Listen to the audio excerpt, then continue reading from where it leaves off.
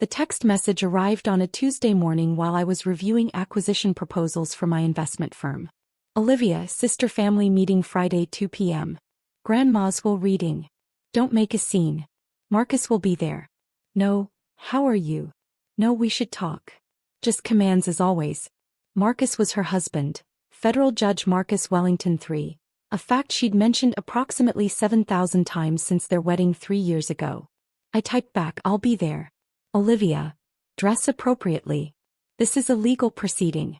I stared at my phone.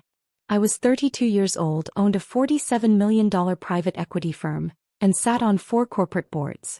But to my family I was still little Emma, the perpetual disappointment who'd chosen finance over law school, investment banking over the family's preferred path of judiciary connections and country club prestige. Grandma Helen had died 2 weeks earlier at 91. I'd been with her, holding her hand in the hospice room while my sister was at a judicial fundraiser and my parents were on a Mediterranean cruise they refused to cut short. Grandma's last words to me were, "You've always been the smart one, Emma. Don't let them make you forget that." I hadn't cried then. I wouldn't cry now. My relationship with my family had been complicated since I was 16 and refused to attend Yale, their alma mater, choosing instead a state school with a better economics program. "You're throwing away your legacy," my father had said. "You're being selfish," my mother had added. Olivia, 4 years older and already engaged to a law student from a good family, had just shaken her head with pity. I graduated summa cum laude with a double major in economics and mathematics. My family attended graduation but left immediately after, missing the reception where I was awarded the Chancellor's Medal for Academic Excellence. They had a charity gala to attend. At 24 I started my investment firm with $200,000 I'd saved from brutal hours in investment banking. Anderson Capital Management began in a shared office space in downtown Seattle. By 27 we'd grown to $15 million under management. By 30 we'd broken $40 million. Now at 32 we managed $47 million in assets and had a reputation for finding undervalued companies and turning them around. I'd never told my family. They'd never asked. Every Thanksgiving, every Christmas, every obligatory family dinner the conversation was the same. Olivia would discuss Marcus's latest ruling, their vacation to Martha's Vineyard, their new lake house. My parents would beam with pride. Then they'd turn to me with barely concealed disappointment. "Still doing that finance thing?" Dad would ask. "Still unmarried?" Mom would add. "Still renting?" Olivia would smirk. I actually owned a $1.8 million penthouse condo downtown, but I'd learned years ago that correcting them was pointless. They heard what they wanted to hear. They saw what they wanted to see. Grandma Helen was different. She'd built her own commercial real estate empire in the 1960s when women couldn't even get business loans without a man's signature. She'd created a portfolio worth over $80 million through sheer determination and brilliant strategy. She never talked about it at family gatherings, she just watched, listened, and occasionally caught my eye with a knowing look. We'd started having lunch together 5 years ago. She was the only one who asked real questions about my work, who understood what it meant to build something from nothing. She was the only one who knew the truth about my success. "They underestimate you," she'd said last year over tea. "That's your greatest advantage." I'd thought about that a lot since she died. Friday arrived with Seattle's typical November rain. I dressed carefully, navy Armani suit, minimal jewelry, my hair in a professional bun. I looked exactly like what I was, a serious businesswoman, but I knew my family would see what they always saw, disappointing Emma trying too hard. The reading was scheduled for 2 p.m. at the offices of Whitmore and Associates, Grandma's longtime attorneys. The firm occupied the top 3 floors of the Columbia Tower, with panoramic views of Elliott Bay. I'd been there twice before for meetings about the trust structure Grandma and I had established together. I arrived at 1:45 p.m. The reception area was elegant. Dark wood, leather furniture, fresh orchids on every surface. My parents were already there, my mother in Chanel, my father in a custom suit. They barely glanced up from their phones. "Emma," my mother said. "You're early." Traffic was lighter than expected. My father grunted. Conversation over. At 1:58 p.m. Olivia swept in with Marcus. She was in head-to-toe designer wear, her engagement ring catching the light like a small spotlight. Marcus was tall, distinguished, with silver at his temples and the confident bearing of someone who'd never been told no. "Sorry we're late," Olivia announced, though they weren't. Marcus had to finish a conference call with the Ninth Circuit. "Not a problem," the receptionist said smoothly. "Mr. Whitmore is ready for you." We were ushered into a large conference room with floor-to-ceiling windows. Jonathan Whitmore sat at the head of the table. 70 years old, senior partner, one of the most respected estate attorneys in the Pacific Northwest.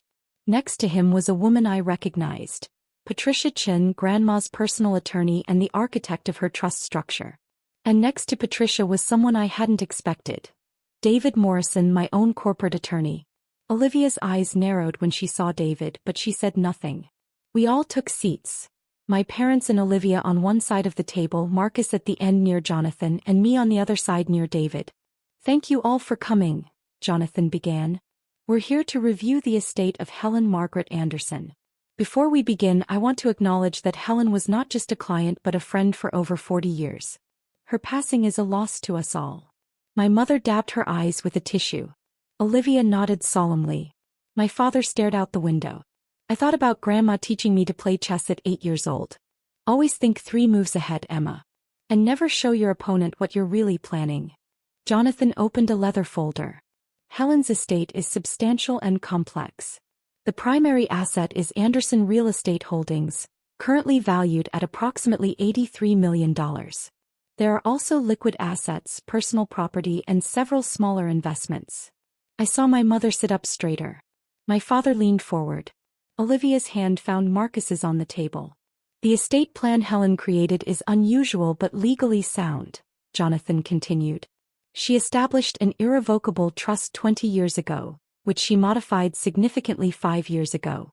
The trust controls all assets." "Standard practice," Marcus said, his judge voice carrying natural authority. "Trusts avoid probate, minimize taxes. Smart planning." Jonathan nodded. "Indeed. However, the structure of this particular trust is quite specific. Helen named a chief trustee with full discretionary power over all assets and distributions." "That would be me," my father said confidently. "I'm the eldest child." "Actually, no." Jonathan looked at Patricia, who opened her own folder. "The chief trustee," Patricia said clearly, "is Emma Grace Anderson." The silence was absolute. Then everyone started talking at once. "That's absurd," my mother said. "There must be a mistake," my father insisted. "This can't be legal," Olivia snapped, looking at Marcus. Marcus raised a hand, silencing them. His judicial authority filled the room. "With all due respect, Emma is 32 years old and, as I understand it, works in an entry-level finance position. Surely this represents a conflict of interest or demonstrates questionable judgment on Helen's part." David Morrison cleared his throat. "I'm David Morrison, Ms. Anderson's corporate counsel. For the record, Emma is the founder and CEO of Anderson Capital Management, a registered investment advisory firm managing $47 million in assets. She also serves on the boards of 4 companies, 3 of which are publicly traded. She holds a fiduciary designation and has managed complex trusts for multiple clients.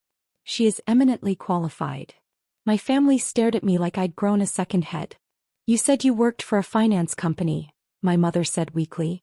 "I do," I replied calmly. "I own it." Olivia's face went red. "This is ridiculous. Marcus, tell them this can't stand." But Marcus was looking at me differently now, his judicial mind clearly working. "You're CEO of Anderson Capital Management? The firm that handled the Cascade Tech turnaround?" "Yes." "And you sit on the board of—" He paused, clearly running through mental files. "You're on the Evergreen Medical Board. I saw your name on a filing." "Yes." He sat back and I watched him recalculate everything he thought he knew about me. Patricia continued, her voice professional and precise. "The trust document is explicit. Emma has full authority over asset management, investment decisions and distributions to beneficiaries. The trust provides for annual distributions to Richard and Susan Anderson, that's your parents, of $150,000 each. Olivia, you receive $100,000 annually." "That's it," my mother gasped. "From an $83 million estate?" "The trust prioritizes asset growth and charitable giving," Jonathan explained. However, those distributions are guaranteed for life and inflation adjusted. It's actually quite generous. What about the properties? My father demanded. The commercial buildings? The vacation house in San Juan Islands? All held in trust, Patricia said. Under Emma's management. Olivia stood abruptly. I want to contest this. Marcus, we need to contest this. Marcus's expression was unreadable. On what grounds? On the grounds that it's insane. Olivia's voice rose. She's not qualified. She's never even mentioned having a job that matters. I'm sitting right here, I said quietly. Don't, Olivia snapped. She turned to me, her face contorted with anger. Don't you dare act like you deserve this. You disappeared from this family years ago. You skip holidays you never visit, you barely call. And now you just swoop in and take everything. I didn't take anything, I said, my voice steady. Grandma made these decisions. She modified the trust 5 years ago, after meeting with me extensively about financial planning. She was senile, my mother said desperately. No, Patricia said firmly. I assessed Helen's mental capacity personally, and we had 2 independent physicians evaluate her. She was completely sound. She knew exactly what she was doing. Jonathan pulled out another document. Helen also left personal letters. Emma, this one is for you. He slid an envelope across the table. My name was written on it in Grandma's distinctive handwriting. My hands shook slightly as I opened it. Dearest Emma, if you're reading this, I'm gone and your family is probably having a collective breakdown. Good. They need it. You've spent your entire adult life being underestimated by people who should have celebrated you. I watched them dismiss your achievements, belittle your choices, and treat you like a disappointing afterthought. It broke my heart every single time. I'm making you chief trustee because you're the only one with the wisdom, integrity, and skill to handle this responsibility. But more importantly, I'm doing it because I want them to finally see you. Really see you. You built an empire from nothing while they spent their inheritance and married for prestige. You stayed humble while they bragged. You kept learning while they rested on their credentials. Don't let them bully you. Don't let them make you feel guilty. You earned this through character, not by being born first or by marrying well. Also, there's something they don't know. Something I never told them. Check the trust documents for Anderson Holdings LLC, page 47. I think you'll find it interesting. I love you, sweet girl. Make me proud, which of course you already have. Grandma. I read it twice, my eyes burning. I would not cry in front of them. I would not. What does it say? My father demanded. It's personal. Let me see it. Olivia reached for the letter. I moved it out of reach. No. Patricia was already handing me a thick folder. The complete trust documents. Everything you need is here. I flipped to page 47 of the Anderson Holdings section. What I saw made me stop breathing. Anderson Real Estate Holdings wasn't just a collection of properties. It was the parent company of 16 LLCs, each one owning different commercial properties throughout the Pacific Northwest. And 5 years ago, Grandma had quietly made changes. She transferred partial ownership of 12 of those LLCs to me. Not through the trust. Directly. We'd structured them as gifts under the annual exclusion limit, spread across 5 years. Which meant I personally owned 40% of Anderson Real Estate Holdings, completely outside the trust structure. The trust controlled 60%. I controlled 40%. Together, I effectively controlled everything. Page 47, I said slowly. Property ownership breakdown. David leaned over, saw what I was seeing, and I watched him fight to keep his expression neutral. Marcus, with his sharp legal mind, immediately understood something had changed. What's on page 47? The LLC structures, I said. Grandma was very thorough. Jonathan Whitmore allowed himself a small smile. Indeed she was. Helen restructured her holdings 5 years ago with Emma's assistance. The current arrangement is quite elegant. What does that mean? My mother asked. It means, Patricia said, that even if you contested the trust, which you won't win, Emma still controls a significant portion of the assets independently. Helen ensured that Emma's position is unassailable. The room fell silent again. Olivia sank back into her chair. I don't understand. Why would she do this? Because Emma earned it, Jonathan said simply. Helen watched Emma build her own company from nothing. She recognized talent, determination, and integrity. She chose to reward that. My father's face was red. This is a betrayal. After everything we did for her. You did nothing for her, I said, and my voice came out harder than I intended. She built her empire herself in the 1960s. She survived a husband who tried to steal her company. She outlasted competitors who tried to crush her. She didn't need your help, you needed hers. How dare you, my mother whispered. It's the truth. I looked at each of them.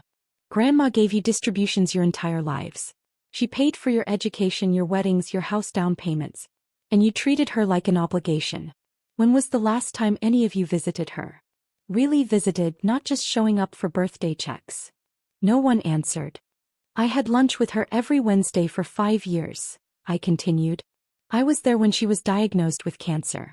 I was there through her chemotherapy. I was holding her hand when she died. Where were you? We were, my mother started. On a cruise, I finished. That you didn't cut short. Even when hospice called and said she had days left. My mother's face crumpled. My father looked away. Olivia stared at the table. Marcus cleared his throat. This is clearly an emotional situation. Perhaps we should reconvene. No, Olivia said. Her voice was different now, smaller, harder. I want to know something, Emma. Did you manipulate an elderly woman for money? The accusation hung in the air like poison. David started to respond, but I put a hand on his arm. I helped Grandma structure her estate to reflect her values. Family support but not dependence. Charitable giving. Strategic property management. Everything was her idea. I just provided the financial expertise.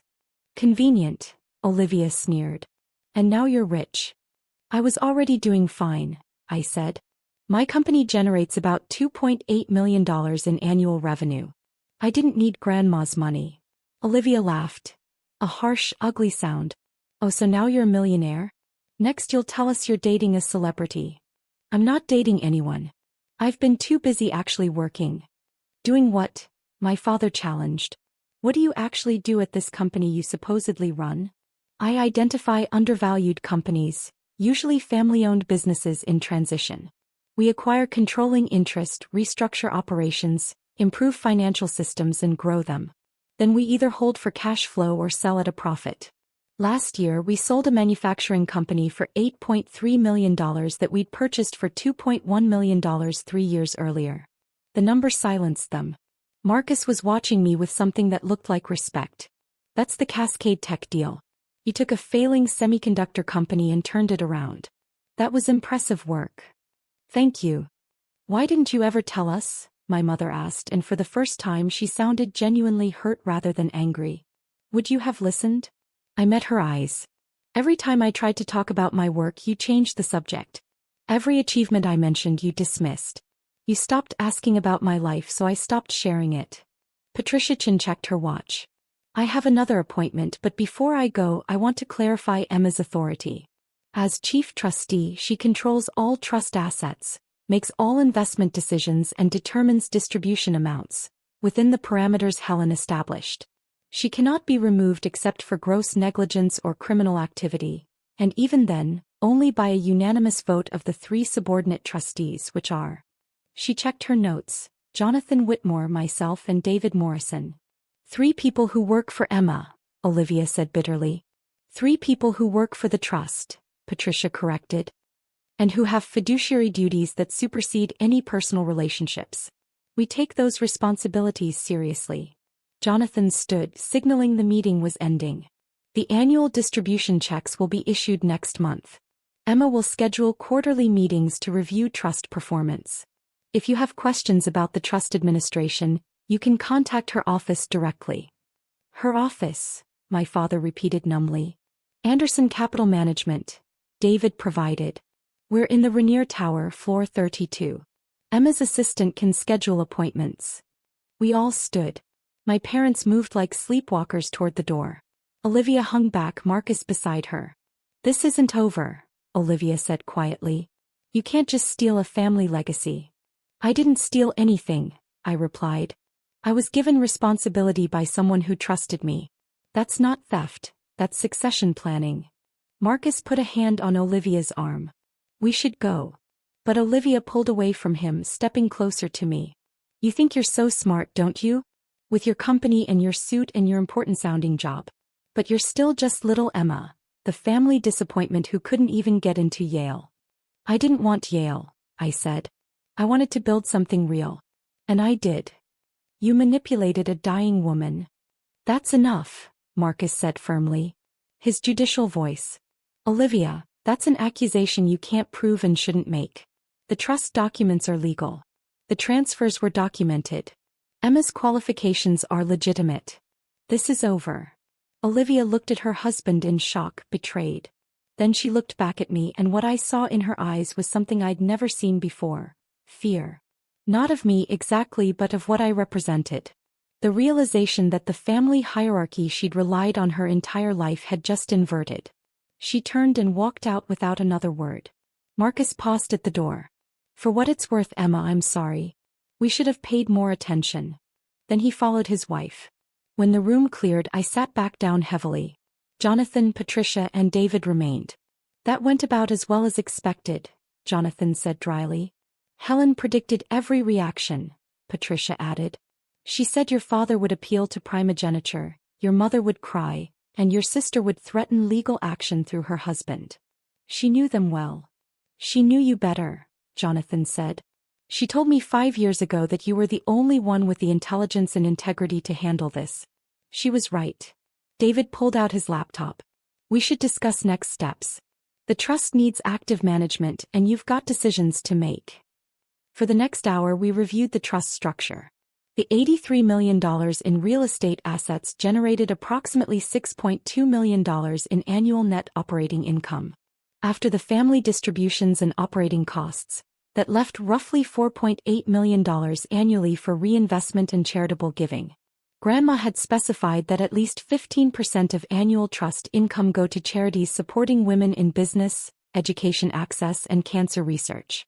That was $930,000 per year minimum. She's essentially turned you into a private foundation manager, Patricia observed.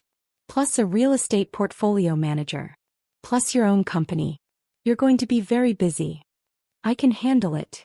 I know you can. That's why Helen chose you. Patricia closed her folder. One more thing. Helen left specific instructions about her personal property. There are some items she wanted you to have. They're at the house. The San Juan house? No. Her house. The original one. I looked up sharply. The Magnolia house. I thought she sold that years ago. Patricia shook her head. She never sold it. She let your family believe she did, but she kept it. It's held in one of the LLCs you now partially own. She's been living in the guest house for the past 2 years, actually. The main house has been empty, waiting. Waiting for what? Patricia smiled. She said you'd know when you saw it. The Magnolia house sat on a bluff overlooking Puget Sound, a sprawling 1920s craftsman with views that stretched to the Olympic Mountains. I'd spent summers there as a child before Grandma supposedly downsized to a condo. Patricia met me there Saturday morning with keys. The house was exactly as I remembered, dark wood beams, built-in bookshelves, window seats overlooking the water. But it had been updated. New kitchen, renovated bathrooms, fresh paint. It was move-in ready. She prepared it for you, Patricia said. Spent the last year making sure it was perfect. In the study there was a desk with an envelope on it. Another letter. Emma. This house holds my best memories. Your grandfather and I raised our children here. You learned to read in the window seat overlooking the garden. This house represents everything I built and everything I believed in. Roots, family, legacy. But family isn't just blood. It's people who see you, who believe in you, who celebrate your successes instead of resenting them. Your real family might be the friends you've made, the mentors who guided you, the team you've built at your company. This house is yours. Truly yours, not held in trust. I transferred the title 3 months ago. It's my gift to you for being exactly who you are. Live here. Build your life here. Fill it with people who deserve you. And Emma, forgive them if you can. Not because they deserve it, but because holding on to anger will only hurt you. They're flawed people who made mistakes. Don't let their mistakes define your future. But don't forget who you are either. You're the girl who graduated summa cum laude. who built a company from nothing, who sat with a dying woman because it was the right thing to do. You're not the family disappointment. You never were. You were always the success story. They just couldn't see it. All my love, Grandma. I walked through the empty rooms, imagining them filled with furniture, with life, with the future I'd been too busy to plan for. The house was worth at least $2.3 million, maybe more with the view and the location. Grandma had given me everything, not just money and property but validation, recognition, the acknowledgement I'd spent 15 years pretending I didn't need. I stood in the study looking out at the sound and finally let myself cry. Monday morning I arrived at my office to find 17 missed calls from my family. I didn't return them. Tuesday my mother showed up at my office. My assistant Rachel called to warn me. Your mother is here. Is persistent. Give me 5 minutes, then send her in. When my mother entered she looked smaller somehow. Older. She sat across from my desk, the same desk where I'd negotiated million-dollar deals, and folded her hands. I've been thinking about what you said, she began. About not visiting Grandma. About not asking about your life. I waited. You were right. We stopped paying attention. We made assumptions. She paused. I'm sorry, Emma. I'm sorry we didn't see what you'd accomplished. I'm sorry we weren't there when you needed us. It was the apology I'd wanted for years. But it came too late and felt too calculated. Thank you for saying that. Can we, she hesitated. Can we start over? Can we try to be a real family? I don't know, I said honestly. I want to believe that's possible. But it's going to take time. And it's going to require actual change, not just words. She nodded, tears in her eyes. Will you at least come to Thanksgiving? No expectations, no pressure. Just come. I thought about Grandma's letter. Forgive them if you can. I'll come, I said. But I'm bringing my team from work. They're my family too. My mother flinched but nodded. Of course. We'd love to meet them. After she left, I sat at my desk looking at the photo on my bookshelf. Grandma and me at my college graduation, both of us beaming. She'd driven 5 hours to be there when my parents left early. My phone buzzed. A text from Olivia. Marcus says I owe you an apology. He's right. I'm sorry. I was awful. I stared at the message for a long time before typing back. Accepted. But this is going to take time. Her response came immediately. I understand. 3 months later, I stood in front of the first annual Anderson Family Foundation grant ceremony. We'd awarded $930,000 to 15 organizations supporting women entrepreneurs, first-generation college students, and cancer research. My parents were in the audience. Olivia and Marcus too. They'd attended every quarterly trust meeting, asked intelligent questions, and, slowly, started treating me like the professional I was. It wasn't perfect. We weren't a Hallmark movie family. But we were trying. The Magnolia House was now fully furnished. I'd hosted Thanksgiving there, Christmas too. My team from Anderson Capital had blended with my awkward family gatherings, filling the rooms with laughter and actual conversation. David Morrison, Patricia Chin, and Jonathan Whitmore had become not just my advisors but my friends. The people Grandma knew I'd need to navigate this new reality. And every Wednesday I visited Grandma's grave with fresh flowers and told her about the week. About the trust performance, the companies we'd acquired, the grants we'd awarded. About the slow, painful, hopeful process of rebuilding family relationships. But mostly I thanked her. For seeing me when no one else did. For believing in me when I barely believed in myself. For teaching me that success isn't about proving others wrong. It's about proving yourself right. The trust is now worth $89 million and growing. Anderson Capital Management manages $63 million in assets. I sit on 6 boards and mentor 3 young women starting their own investment firms. My family collects their distributions, attends foundation events, and has stopped referring to my work as that finance thing. They call me Emma now, not little Emma. They ask real questions and listen to the answers. It's not everything I wanted. But it's more than I expected. And every time I look at the title of Chief Trustee on legal documents, or walk through the Magnolia House, or make a decision about Grandma's legacy, I hear her voice. You've always been the smart one, Emma. Don't let them make you forget that. I never will, Grandma. I never will.